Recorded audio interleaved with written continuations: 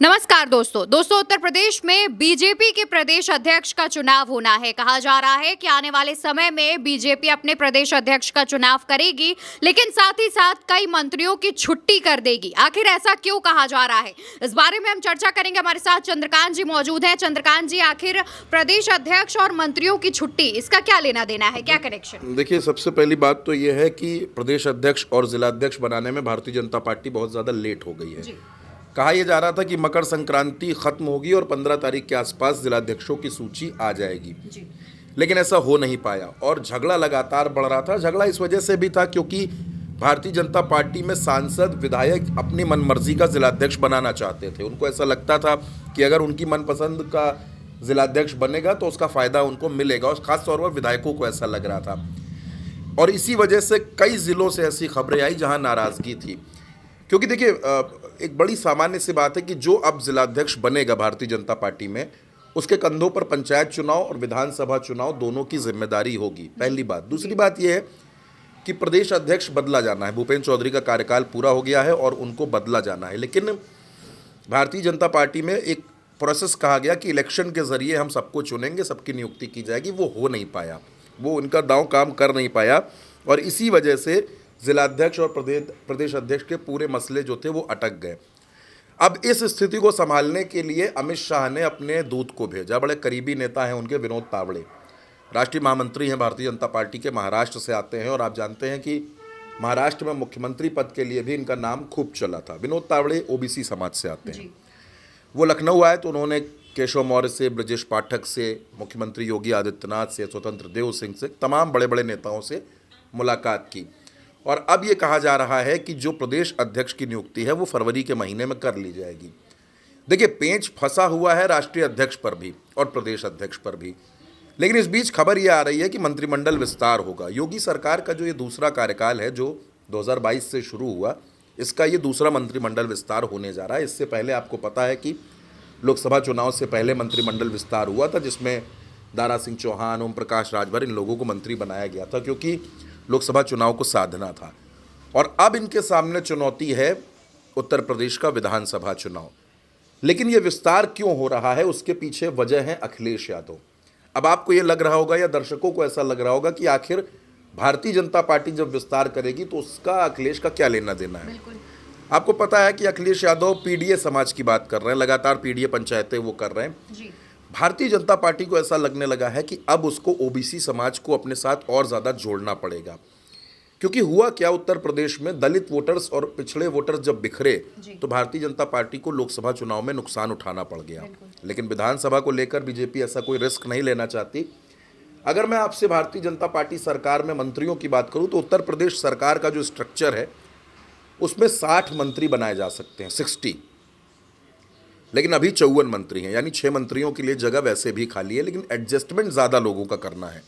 और इसी वजह से कहा जा रहा है कि कई मंत्रियों की छुट्टी कर दी जाएगी। मंत्री बनाने में यह भी ध्यान रखा जाएगा कि जातीय संतुलन को कैसे साधना है, यानी कि ऐसा ना हो जो सरकार पर आरोप लगते हैं एक जाति विशेष की पैरवी करने के, तो इस वजह से जाति और क्षेत्रीय संतुलन दोनों को साधा जाए। ऐसा ना हो कि सारे मंत्री पूर्वांचल से हो जाए और अवध छूट जाए, पश्चिमी उत्तर प्रदेश छूट जाए। भूपेंद्र चौधरी जो मौजूदा प्रदेश अध्यक्ष हैं, आपको याद होगा कि ये पहले मंत्री भी रहे हैं। मंत्री पद से हटाकर फिर इनको प्रदेश अध्यक्ष बनाया गया, और अब एक बार फिर इनको प्रदेश अध्यक्ष से हटाकर मंत्री बनाने की तैयारी है। वो इसलिए है क्योंकि भूपेंद्र चौधरी मुरादाबाद से आते हैं, यानी पश्चिमी उत्तर प्रदेश से आते हैं, और इनके जरिए पश्चिमी उत्तर प्रदेश के साथ साथ जाट वोटर्स को साधने की कोशिश की जाएगी। मैं आपको अगर इनके आंकड़े बताऊं, जो आंकड़े मैं लेकर के आया हूं मंत्री के, तो 60 मंत्री यहाँ पर हो सकते हैं। फिलहाल जो है वो मंत्रिमंडल में 21 कैबिनेट मंत्री हैं, 14 राज्य मंत्री हैं, और 19 राज्य मंत्री जो है वो ऐसे हैं, 14 राज्य मंत्री स्वतंत्र प्रभार हैं। यानी 6 नए मंत्री, अगर किसी को ना हटाया जाए तब भी 6 नए मंत्री बन सकते हैं, लेकिन मैक्सिमम लिमिट को सरकार छूना नहीं चाहती है, इसलिए कई लोगों को हटाया जाएगा। अब कौन हटेंगे कौन नहीं हटेंगे ये बात की बात है, लेकिन फिलहाल इस पर मंथन चल रहा है।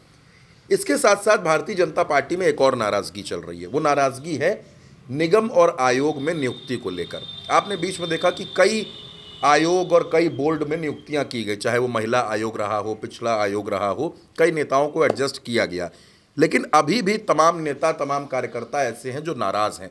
उनको लगता है कि हमको सही एडजस्टमेंट नहीं मिल पा रहा है। 2027 का विधानसभा चुनाव आने में अभी 2 साल बाकी हैं, लेकिन उससे पहले उत्तर प्रदेश में पंचायत चुनाव होने हैं और पंचायत चुनाव की रणभेरी लगभग बच चुकी है, क्योंकि 2025 के आखिर में यह चुनाव होना है। 2025 का फरवरी महीना चल रहा है, तो ऐसे में तैयारियां शुरू हो गई हैं।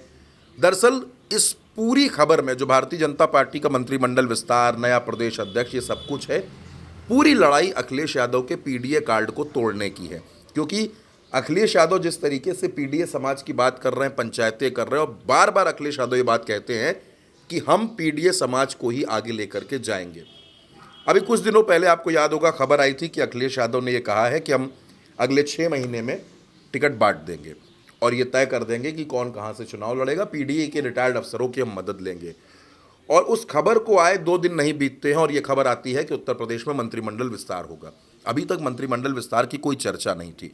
अभी तक सिर्फ ये चर्चा थी कि प्रदेश अध्यक्ष बदले जाएंगे, जिलाध्यक्ष बदले जाएंगे। कहा यह भी जा रहा है कि जिलाध्यक्ष बनाने में भी ओबीसी समाज का पूरा ख्याल रखा जाएगा और ज़्यादा से ज़्यादा नियुक्तियां ओबीसी समाज के लोगों की होंगी। यानी जब इस आप खबर को देखती हैं और बड़े चश्मे से देखती हैं इस खबर को, तो आपको पता चलता है कि दरअसल ये पूरी लड़ाई ओबीसी वोट्स को अपने पाले में लाने की है। देखिए, ओबीसी वोट्स अगर भारतीय जनता पार्टी से छिटक गया, क्योंकि दलित छिटका है, इसमें कोई दो राय नहीं है, दलित वोटर्स उसका साथ छोड़ रहे हैं, और ऐसे में अगर ओबीसी वोट भी भारतीय जनता पार्टी का साथ छोड़ देंगे तो ये एक नई मुसीबत खड़ी हो जाएगी भारतीय जनता पार्टी को। और भारतीय जनता पार्टी आज की तारीख में उत्तर प्रदेश में कोई रिस्क नहीं लेना चाहती है, क्योंकि 2027 की जो लड़ाई है ये बड़ी रोचक है और भारतीय जनता पार्टी के लिए आसान नहीं है। ऐसे में ओबीसी वोट को किसी भी कीमत में अपने पाले में करना, यही भारतीय जनता पार्टी की कोशिश है। और क्योंकि पीडीए का जो फैक्टर है वो भारतीय जनता पार्टी को लग रहा है कि ये भारी पड़ेगा, इसी वजह से ये तमाम बदलाव होने जा रहे हैं। फिलहाल कौन मंत्री बनेगा उसके लिए थोड़ा सा इंतजार करना पड़ेगा, क्योंकि मंथन जो है वो दिल्ली से हो रहा है, दिल्ली से तय किया जा रहा है।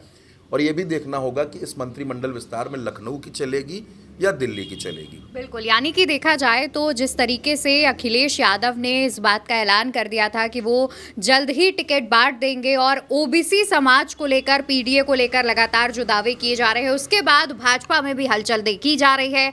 और अब जल्द ही भाजपा भी अपने उत्तर प्रदेश में बीजेपी प्रदेश अध्यक्ष बदलेगी और तमाम जो बदलाव हैं वो उत्तर प्रदेश में देखने को मिलेंगे। फिलहाल दोस्तों, चर्चा में इतना ही। चर्चा आपको कैसी लगी इसका जवाब कमेंट सेक्शन में दीजिएगा और याद से भारत एक सोच को सब्सक्राइब करिएगा।